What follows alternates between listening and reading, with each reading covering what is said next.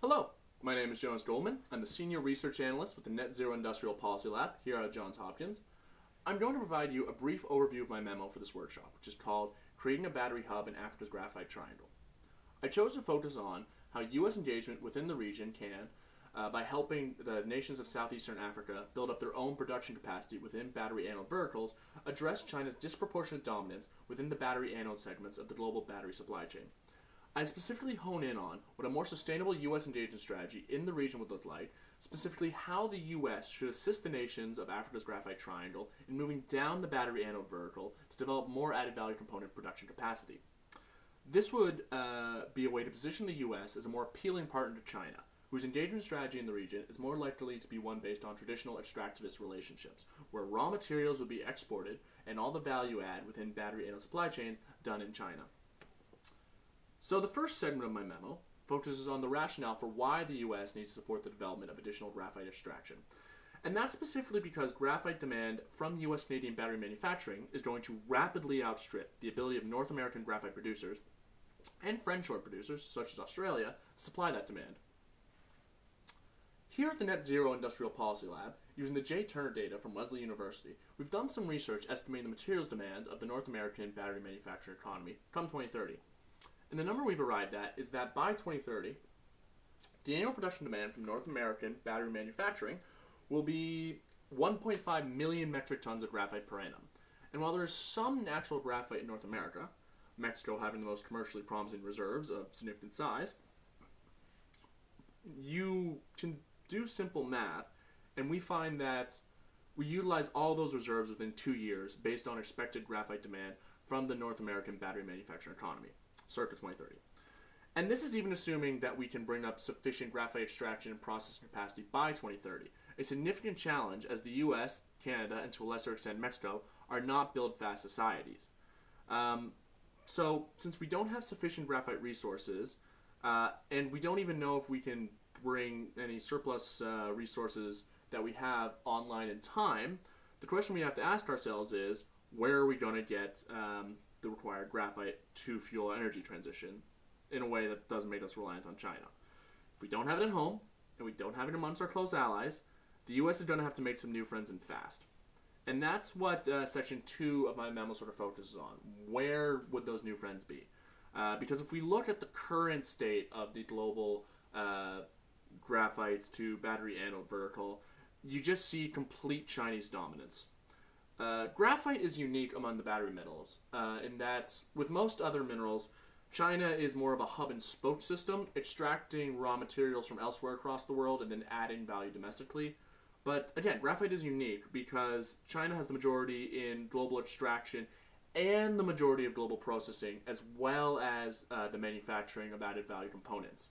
For lack of a better word, the Chinese current hold on the graphites to battery anode economy is one of pure dominance. So there is a significant need for diversification in order to provide secure graphite supplies that will meet the North American battery build-out.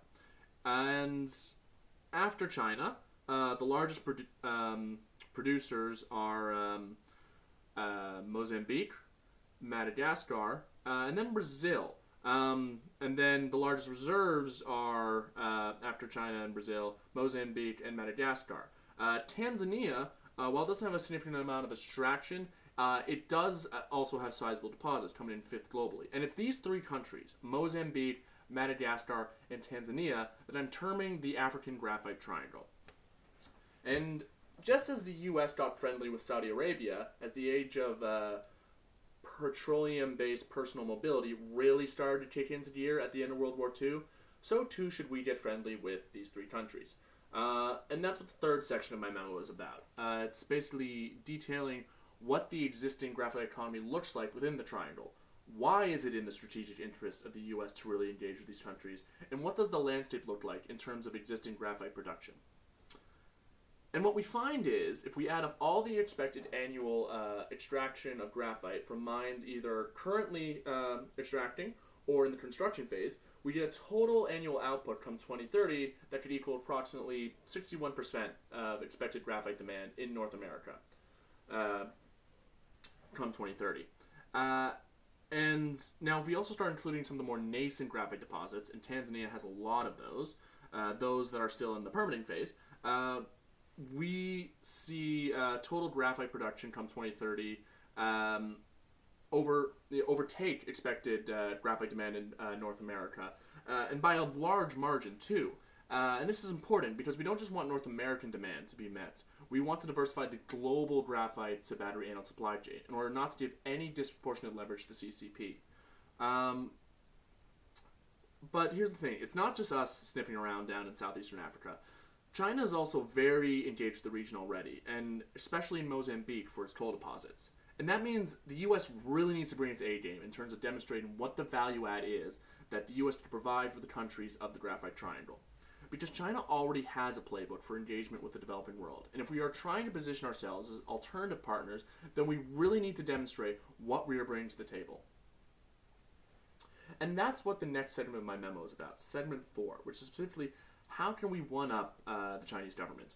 Can we break the existing extractivist development model and engage with the region in a way that says, okay, we need some of this graphite for our own production, so we're not reliant on the CCP.